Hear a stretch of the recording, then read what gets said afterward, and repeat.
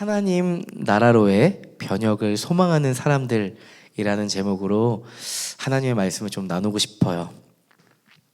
여러분들은 해야 할 일이 많으면 어떻게 하세요? 저는요, 먼저 메모장에 한번 적어봐요. 해야 할 일이 적으면 그냥 생각해 두었다가 해도 되는데 해야 할 일이 너무 많으면 놓쳐버릴 수 있잖아요. 그래서 먼저 해야 할 일들을 1번에 놓고 그 다음 중요한 일을 2번에 놓고 하면서 쭉쭉쭉쭉 적어서 우선순위를 한번 적어보는 거죠. 그리고 요일별로 어떤 걸 처리할지 요일도 한번 적어보고, 같은 어떠한 묶음이면 좀 이렇게 묶어서 처리도 해봐야겠다 이런 생각도 하게 되는 것 같은데요. 이번 주에는요, 소망하는 교회 목요 모임, 목요 기도 모임 준비도 하고, 특별히 이번 오늘 예배 준비를 위해서 체크해야 되고 좀 생각해봐야 될 게 좀 많더라고요. 그래서 이렇게 하나씩 메모장에 적기 시작했어요. 예배 본질을 생각하면서 우리가 반드시 놓쳐서는 안 될 중요한 것과 이거는 조금 지금 당장 중요하지 않다라고 하는 것에 대해서 좀 분류했어요. 소프트웨어적인 것부터 하드웨어적인 것까지. 그래서 하나하나 해결하기 시작했거든요. 그리고 이제 밖에 나가서 해결해야 될 일이 있었어요. 카메라를 사고 렌즈를 사고 서비스 센터에 가서 우리가 산 카메라가 문제가 없는지 확인해야 되는 작업이었어요.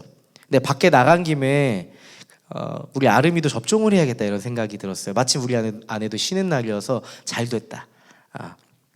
아내랑 같이 오늘 외부에서 일을 다 보고 아름이 접종하고 돌아와야겠다 이렇게 생각을 했거든요. 먼저 카메라 렌즈를 이렇게 구입을 했어요. 근데 이제 그 카메라 렌즈를 파시는 분이 제가 이 카메라를 쓰는 용도에 대해서 너무 관심이 많으신 거예요. 어디서 사용하시냐고 먼저 물으셔서, 솔직하게 얘기해서 저희가 교회에서 촬영을 하려고 합니다. 그래서 어떤 교회냐 물으시고 규모는 어느 정도인지 막 물으시는 거예요. 그래서 이제 시작하는 스타트업이라고 생각하시면 됩니다. 혹시 교회를 다니세요? 그랬더니 교회를 안 다니신다는 거예요. 그러더니 그러고 나서 저에게 영상 팁을 1시간을 알려주시는 거예요. 저는 그냥 렌즈만 사서 5분 내로 사서 돌아올 생각에 아내하고 아름이를 차에 두고 나간 거죠. 근데 거래를 하고 차에 돌아갔는데 시동이 안 걸리는 거예요. 배터리가 방전이 된 거예요. 그래서 너무 당황을 했어요. 그래서 빨리 보험사 연락해서 충전을 했어요. 제가 예상했던 계획에서 벗어나게 됐어요. 한 40분 정도가 그냥 훅 가버렸어요. 왜냐면 또 원거리를 가야 돼서 교통시간이 짬이 걸리면 이제 계획을 할 수가 없기 때문에 제 마음이 엄청 조급해지더라고요. 이제 카메라 이제 점검을 받으러 이제 서비스 센터로 가야 돼요. 30분이면 되는 거리였어요. 그래서 마음을 추스리고 가보자. 출발했어요. 이제 한 5분 남았는데요. 제가 아내랑 대화를 하다가 못 나간 거예요. 그래서 하면서 길을 갔어요. 그 다음에 나가면 되겠지 하고 길을 가는데, 그 서비스 센터가 등촌동에 있었는데 길이 더 이상 나갈 길이 없는 거예요. 다 고속화도로라서. 그래서 노량진 수산시장까지 갔어요. 근데 아내가 그때 제 모습을 봐서 알고 제가 상당히 분노했어요. 왜냐하면 이미 이게 카메라 렌즈를 구입하고 배터리가 방전되는 순간 예민해졌다가 내가 길을 잘못 뜨는 바람에 30분이 더 지체돼서 1시간이 걸리니까 제가 제 자신에게도 화나고, 왜 여기는 나갈 길이 없는 거야? 라는 생각도 막 들고 마음이 너무 어려운 거예요. 오늘 하루가 왜 이렇게 꼬이지? 너무 오늘 해야 할 일이 많은데 길 잘못 하나 들었다고 저 노량진 수산시장까지 간다고? 너무 마음이 힘든 거예요. 그리고 또 가서 점검을 받는데요. 저는 가서 점검 받고 바로 한 10분 안에 체크하고 나온다라는 이 블로그를 봤거든요. 근데 이틀을 맡겨놓고 가야 된다는 거예요. 또 예상치 못한 변수. 그런데 다행히 아름이 접종할 수 있는 병원에 가서 소아과에 가서 종료 전에 영업 종료 전에 이렇게 접종을 하고 나왔어요. 그렇게 하루가 힘든 하루가 지나갔거든요. 계획했던 것이 틀어지고 예상치 못했던 일들이 일어나고 길에 잘못 들어서는 그런 시간들이 우리 안에 있으면 마음의 평정심을 잃어버리기 딱 좋은 것 같아요. 사실 이런 일들이 저에게만 일어나는 건 아니잖아요. 우리의 일상에 비일비재하게 일어난 일이죠. 우리가 우리가 계획했던 인생의 길을 걷다 보면 정말 예상치 못했던 길을 만나고요. 그 길을 걸으면서 이런 생각을 하게 되는 것 같아요. 이 길이 맞을까? 나는 왜 이 길에 들어서서 내가 왜 이 길을 선택하고 결정해서 이런 고생을 내가 사서 할까? 과연 내가 지금 가고 있는 이 길이 옳은 길일까? 혹시 이런 생각 해본 적 있으세요? 저는 그날 있었던 일을 생각하면서 이런 고민을 하게 됐어요. 근데 노래 하나가 생각이 나는 거예요. 자, 노랫말을 읽어드릴 테니까 어떤 곡인지 한번 생각해 보세요. 내가 가는 이 길이 어디로 가는지, 어디로 날 데려가는지, 그곳은 어딘지 알 수 없지만 오늘도 난 걸어가고 있네. 사람들은 길이 다 정해져 있는지 아니면 자기가 자신의 길을 만들어 가는지 알 수 없지만 이렇게 또 걸어가고 있네. 무엇이 내게 정말 기쁨을 주는지, 돈인지 명예인지 아니면 내가 사랑하는 사람들인지 알고 싶지만 아직도 답을 내릴 수 없네. 자신 있게 나의 길이라고 말하고 싶고 그렇게 믿고 돌아보지 않고 후회도 하지 않고 걷고 싶지만 아직도 나는 자신이 없네. 지금 내가 어디로 가는 걸까? 나는 무엇을 위해 살아야 하는가? 나는 왜 이 길에 서 있나? 이게 정말 나의 길일까? 이 길의 끝에서 내 꿈은 이루어질까? 나는 무엇을 꿈꾸는가? 그건 누굴 위한 꿈일까? 그 꿈을 이루면 난 웃을 수 있을까? 라는 노랫말이에요. 요즘에는 잘 없는 노랫말이에요. 어떤 곡인지 아시겠죠? 모르겠어요? 어떤 곡일까요? 아세요? 가수만 알겠어요? 누구죠? 맞아요. G.O.D의 노래예요. 민경이가 몇 년생이죠? 01년생이죠. 01년도에 나온 곡입니다. 네, 01년도에 나온 G.O.D의 길이라는 곡이에요. 제가 항상 듣는 곡은 아닌데 이 곡이 생각이 나더라고요. 마지막 메시지가 뭐냐면 그 꿈을 이루면 난 웃을 수 있을까? 이렇게 끝나잖아요. 저는 그 뒤에 괄호가 하나 있는 것 같이 느껴졌어요. 잘 모르겠어. 정말 내가 웃을 수 있을지, 내가 거기서 웃지 못할 일이 일어날지 난 잘 모르겠어. 여러분은 그 뒤에 말에 뭐가 숨겨져 있다고 생각하세요? 아마 여러분이 생각하는 그 괄호는 여러분의 인생의 길에서 고민하고 고뇌하고 있는 어떤 지점이 아닐까 싶어요. 누군가는 희망에 차서 웃을 수 있겠지. 누군가는 두려워. 어떻게 될지 잘 모르겠어. 라고 생각할 수 있고요. 저는 잘 모르겠어. 네. 이런 생각을 하게 되더라고요. 여러분, 인생으로 살아가는 사람은 모두 길을 걷잖아요. 그죠?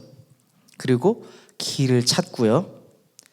내가 옳다고 생각하고 행복하겠다 싶어서 혹은 누군가는 확신하면서 그 길을 걸으면서 살아가는데 문제는 그게 아니었음을 깨닫게 되는 순간 배신감을 느끼고 내 삶을 다 잃어버린 것 같은 좌절감에 빠져버려서 다시 일어날 힘이 없는 그 순간을 경험할 때가 있는 것 같아요. 예수를 믿는 사람들이든 예수를 소망하는 사람들이든 아직 예수를 알지 못하고 믿지 않는 사람들이든 이 인생의 길을 잃어버린 사람들이 너무 많은 것 같아요. 여러분, 오늘 함께 나눌 이 성경의 이야기가 길을 잃은 사람들의 이야기거든요.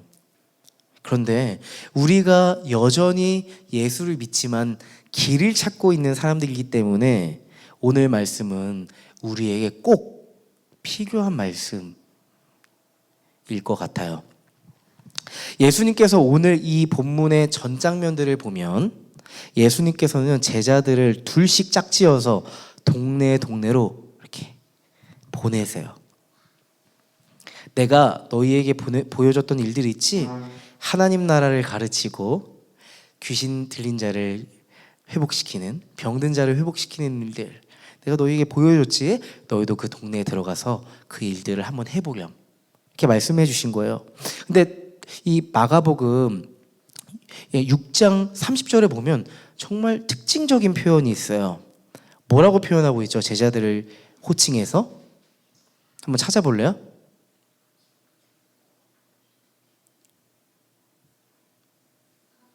사도라고 표현을 해요. 복음서에 이미 제자들을 향해서 사도라고 표현을 하는 거예요.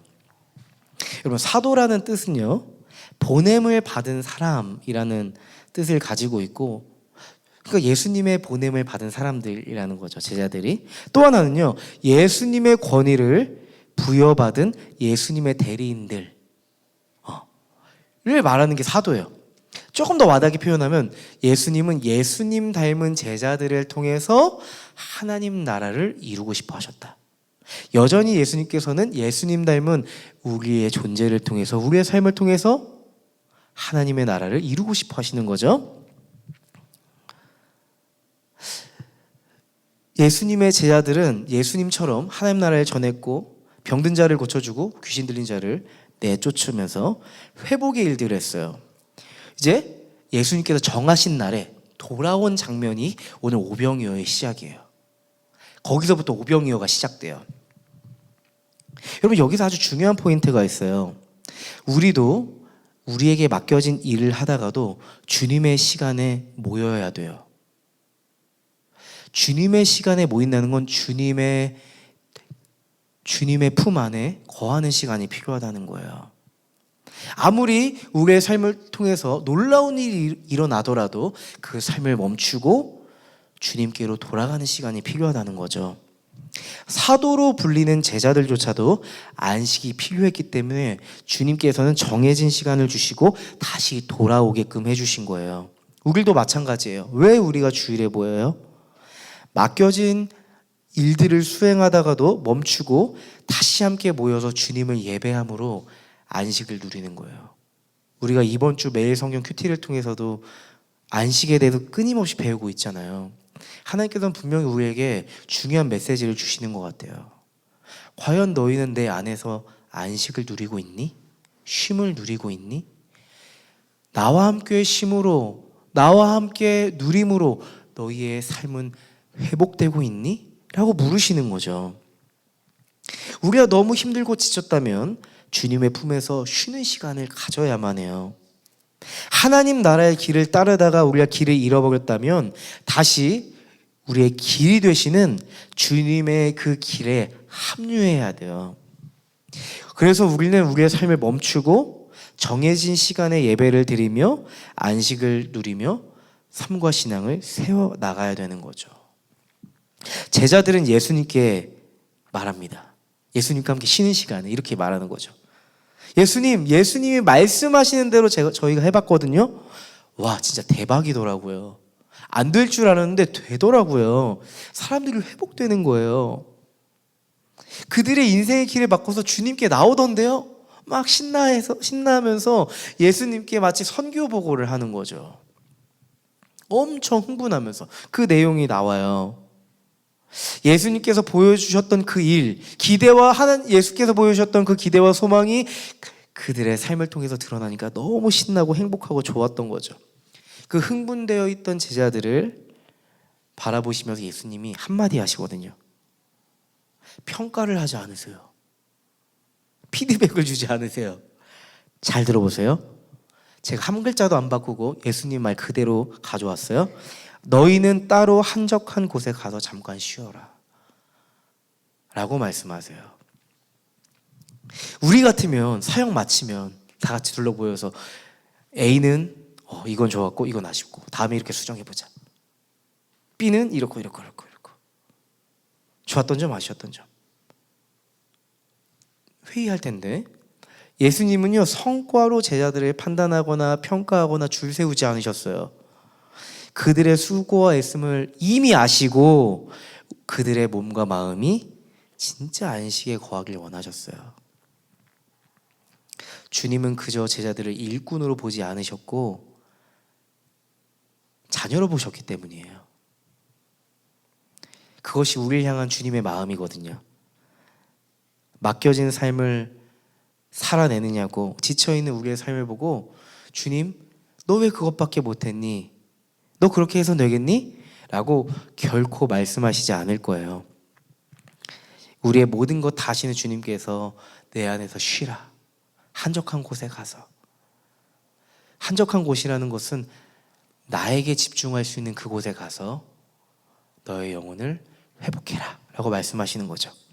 제자들이 동네에 돌아다니면서 하나님 나라를 전했잖아요. 그죠? 길을 잃어버린 제자들이 길을 잃어버린 사람들이 이제 제자들을 따라다니기 시작하는 거예요.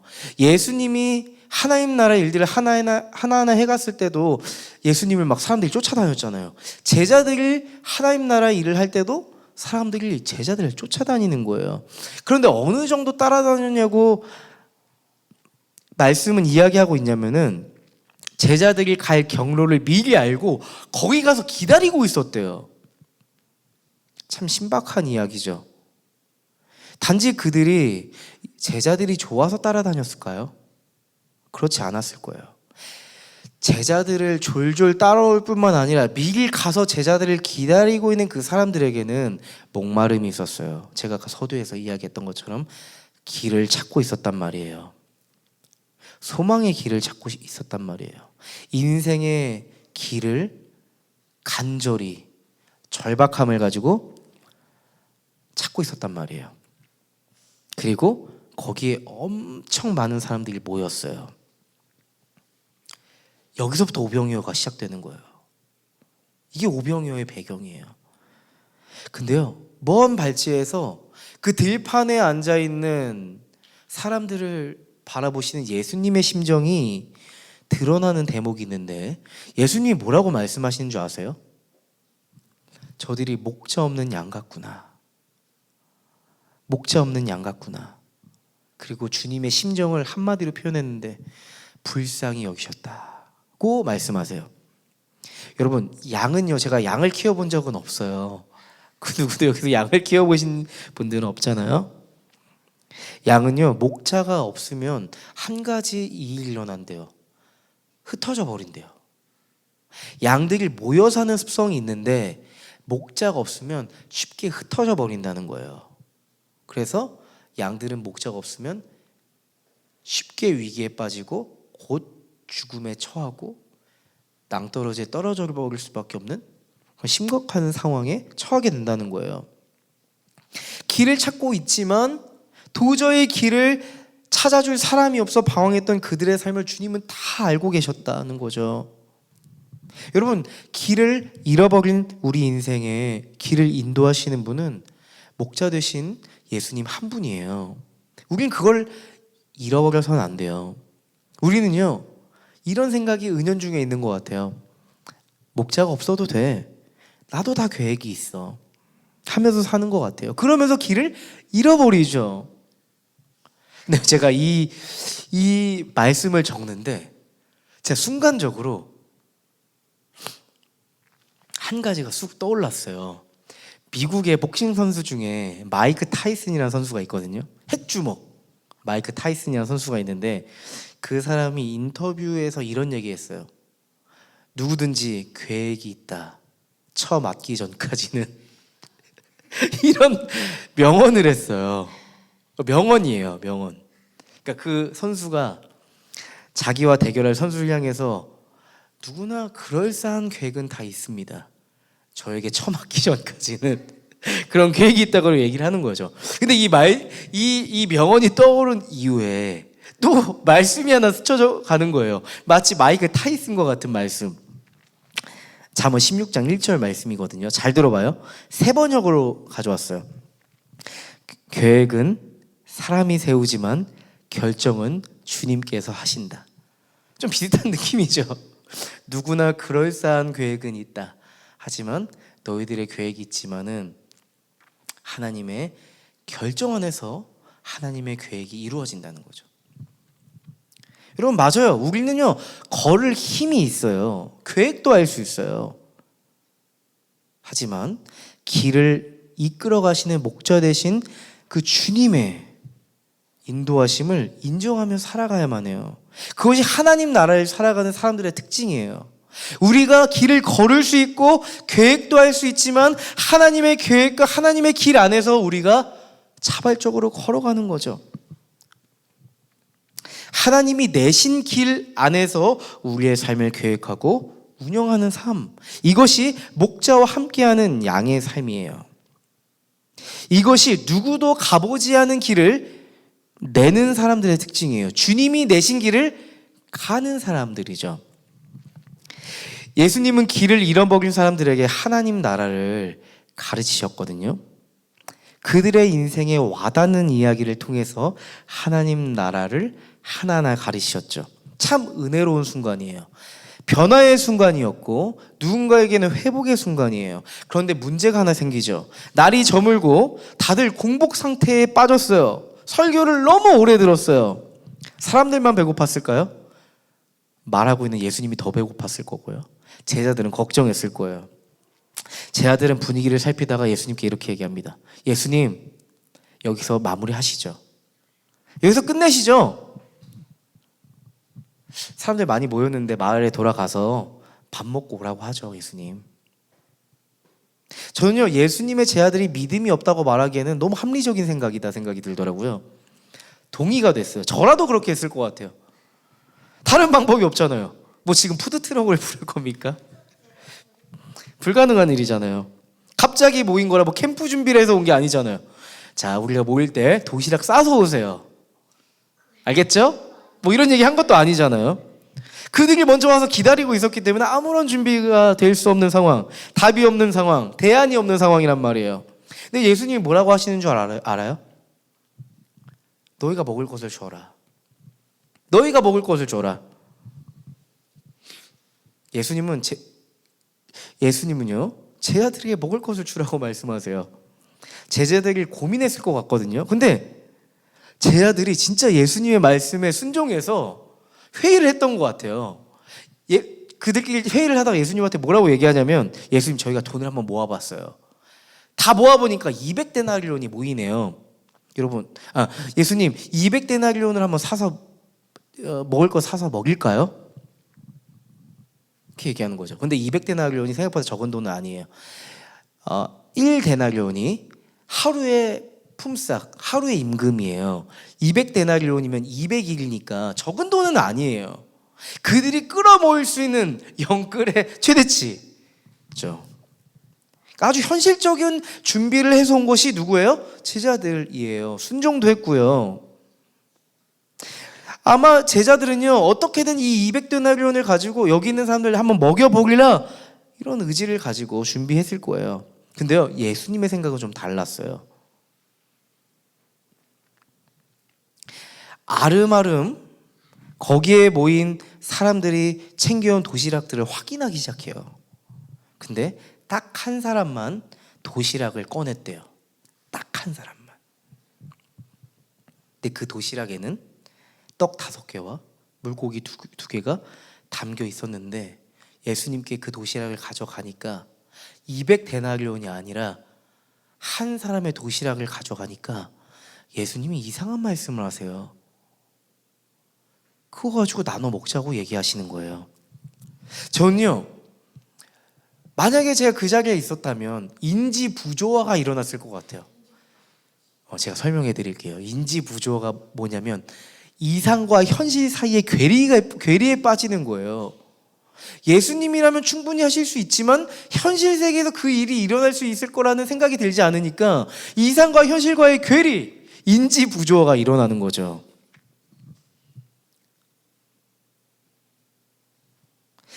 우리가 믿는 것과 실제 사는 게 다르면 인지 부조화가 일어나는 거예요.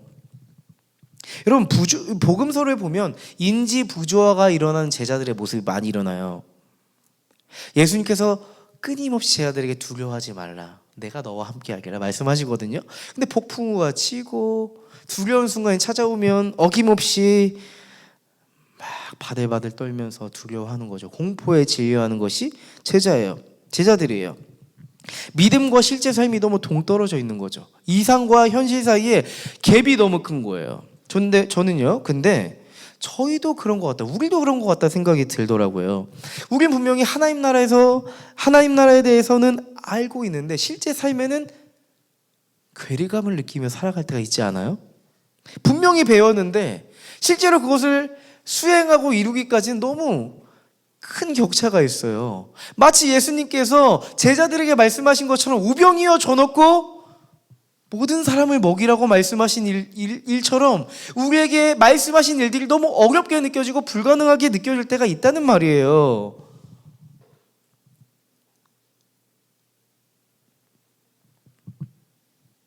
하나님 나라를 머리로는 알고 있지만 우리 삶 속에는 살아내지 못하는 현실에 맞닥뜨릴 때가 있다는 거죠.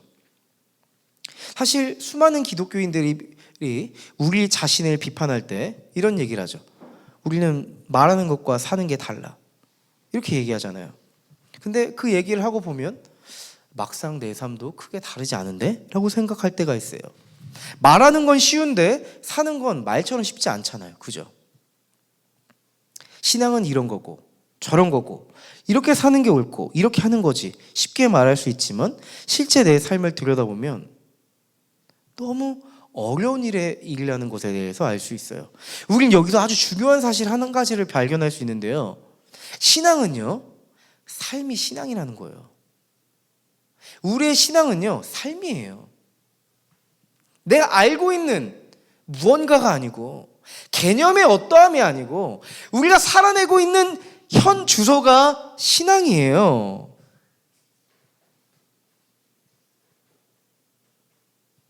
우리가 아는 만큼 살아내고 있다면 우리 안에 역사가 분명히 일어날 거예요. 근데 반대로 얘기할까요?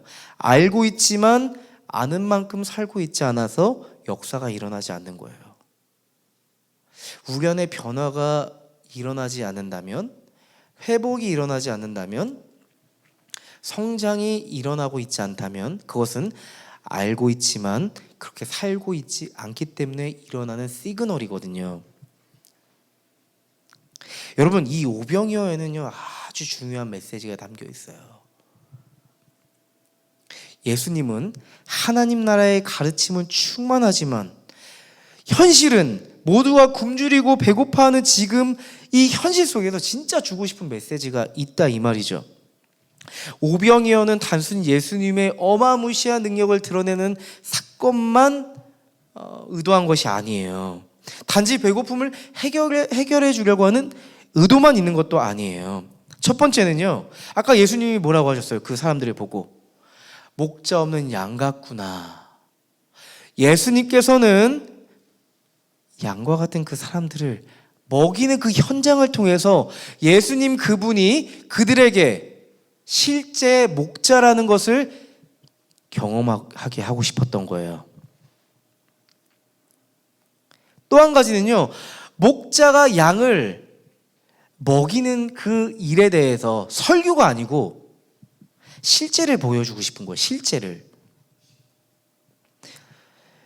예수님께서 가르쳤던 그 하나님 나라가 어떻게 지금 여기에서 이루어지는지를 보여주고 싶은 거예요.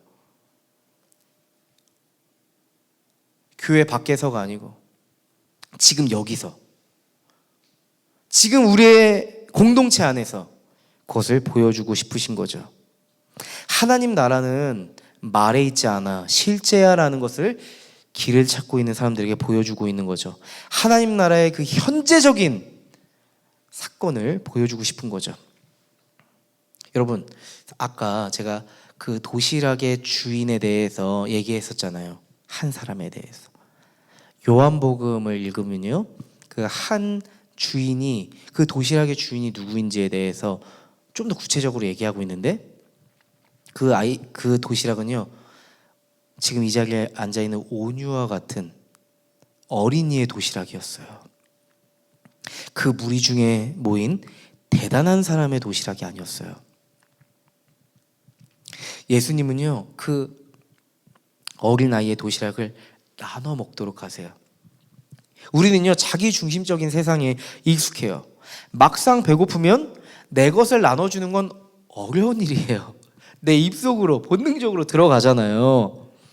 내가 하나 더 먹고 싶은 게 우리 마음이잖아요. 반만 그런가요?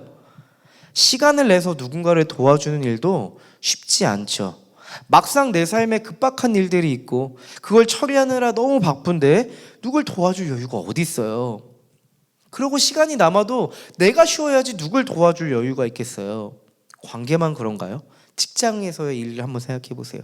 내일 하기도 빠듯하고 힘들고 압박감도 심하고 스트레스도 받는데 동료 일까지 신경 써가면서 도와주는 건 너무 힘든 일이에요.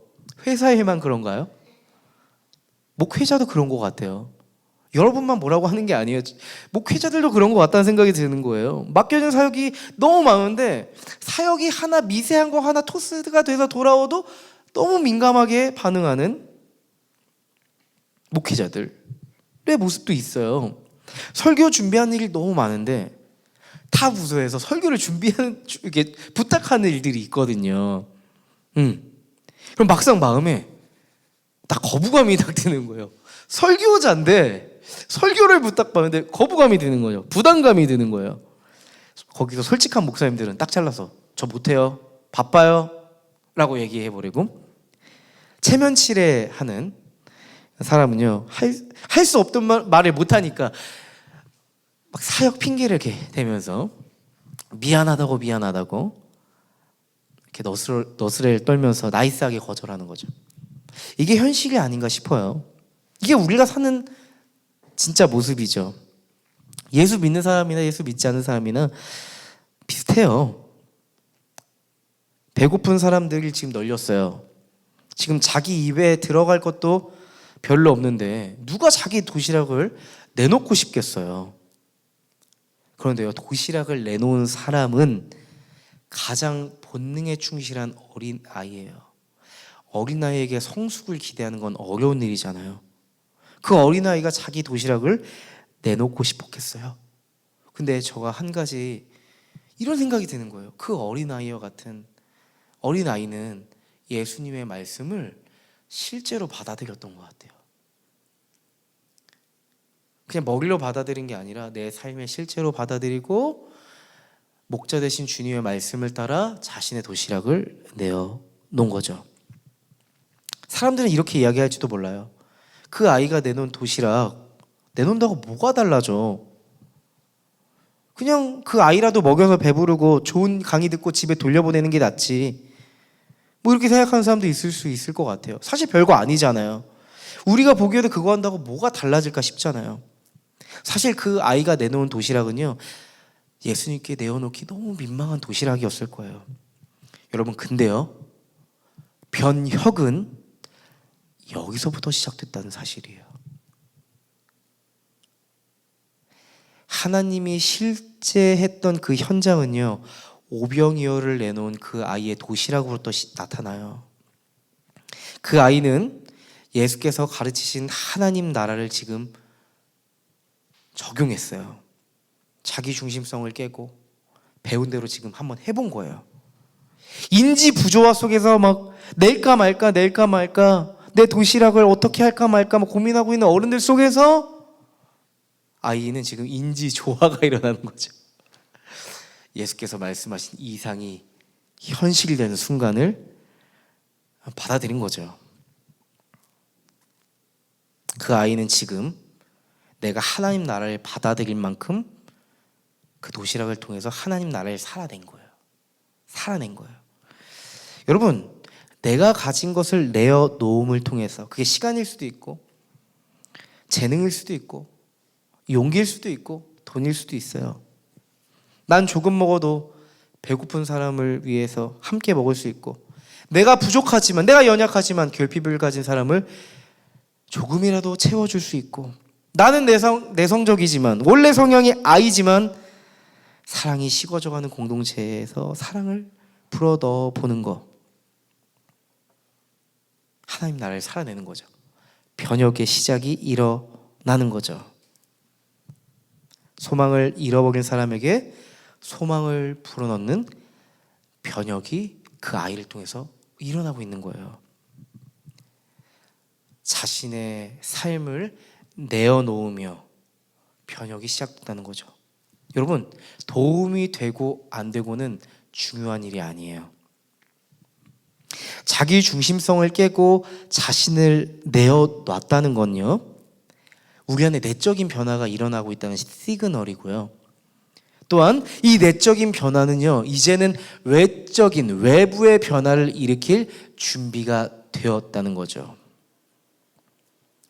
오병이어 사건의 핵심은 작은 아이의 도시락 하나와 더불어 예수님의 생명의 역사가 함께 일어났다는 거예요. 하나님 우리와 함께 동역하고 싶어 하세요. 함께 일하고 싶어 하세요. 하나님은요, 우리의 삶에 하나님 나라가 실제한다는 것을 선명하게 드러내고 싶어 하세요. 하나님 나라는 하늘에서 그저 뚝 떨어지는 게 아니에요. 하나님 나라는 왕이신 하나님의 다스림과 하나님 백성인 우리의 헌신된 삶이 하나가 돼서 일어나는 거거든요. 예수를 믿는 사람들을 보면 이 두 가지 파로 나뉘는 것 같아요. 하나님이 역사하셔야 가능하다. 하나는 우리가 열심히 해야 된다. 그래야 역사가 일어난다. 근데 두 개 다 피그예요.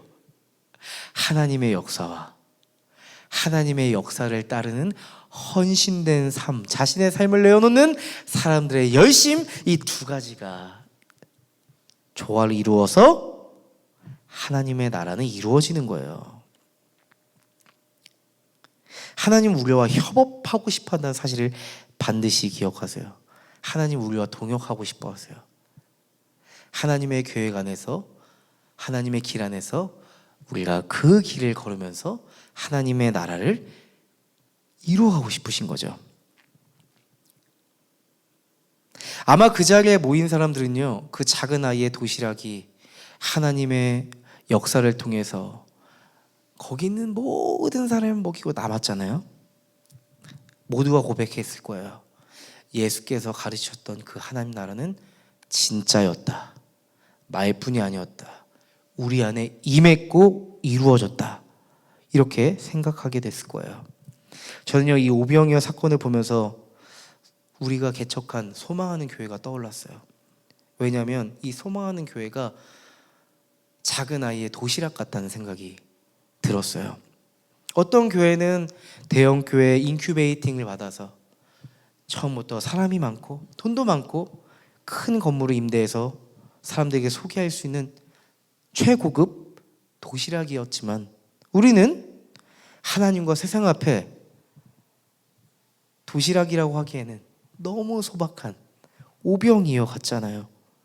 그런데 너무 작고 소박하고 누군가에게 꺼내기도 민망한 도시락이지만은 그 아이와 같이 하나님에 대한 열망이 있고 하나님 나라의 실제를 받아들이는 그 고백이 우리 안에 있고, 그런 사람들이 보였잖아요. 소망하는 이들에게 복음의 소망을 전달해주고자 하는 바람을 가지고 모였잖아요. 이 작은 어린아이와 같은 도시락 같은 이 교회에 정말 크고 작게 또한 오병이어를 내주시는 성도님들이 있잖아요. 이 작은 교회를 돕고자 기도하겠다고 메시지를 보내주시고 실제 기도하시고, 또한 열심히 수고하고 벌었던 그 헌금들을 내어주시면서 지금 소망하는 교회는 세워져 가고 있어요. 전 그런 생각이 들었어요. 이미 우리 안에 오병이어는 시작되었다. 하나님 나라가 소망하는 교회에 실제하고 있음을 하나님은 드러내고 계신다. 하나님께서는요, 또한 이 어린아이의 도시락 같은 이 소망하는 교회를 통해서 하나님 나라를 알지 못하는 깨어진 세상 가운데 우리를 보내서 우리가 오병이어가 되게 하실 거예요. 사람들은 이렇게 얘기할 줄 몰라요. 너희가 뭘 할 수 있겠니? 라고 하지만 하나님께서는 그 작고 작은 그 아이의 도시락을 통해서 역사하셨잖아요. 하나님 우리를 통해서 일하실 거예요. 하나님은 큰 사람을 통해서도 일하시지만 작고 연약한 그 아이를 통해서도 일하셨음을 마음에 새기며 기억했으면 좋겠어요. 여러분, 처음에는 길을 잃어버리고 방황했던 사람들이 이제는 하나님 나라를 소망하며 변혁을 꿈을 꾸게 되잖아요. 맞아요.